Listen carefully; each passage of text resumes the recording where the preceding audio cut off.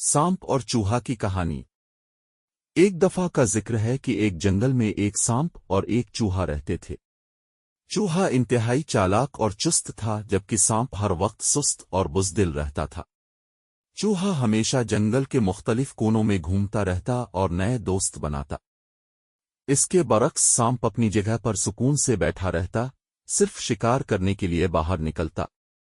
एक दिन चूहा जंगल की सैर करते हुए सांप के पास पहुंचा। उसने सांप से कहा, क्यों भाई, तुम हमेशा यहाँ क्यों बैठे रहते हो?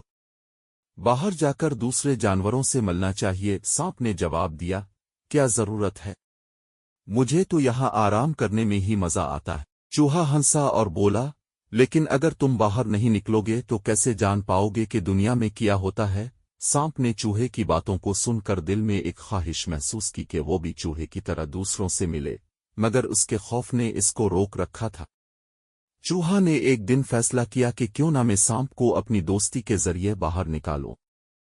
उसने सोचा कि अगर मैं सांप को एक मुहिम पर ले जाऊं तो वो बाहर निकल आएगा। चूहा ने सांप से कहा, क्यों ना हम दोनों मिलकर एक सैर करें?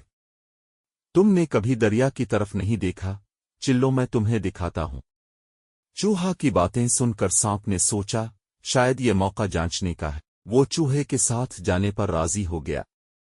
दोनों ने सफर शुरू किया और चूहा सांप को मुख्तलिफ जगहों पर ले गया। सांप ने खुद को खुला हुआ महसूस किया और उसने अपने खौफ को शिकस्त दी।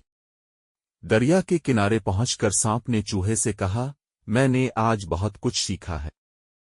तुमने मुझे बाहर निकालकर मेरी जिंदगी बदल दी। चूहा खुश हुआ और बोला, दोस्त, इसी तरह हमें हमेशा नए तजुर्बात करने चाहिए।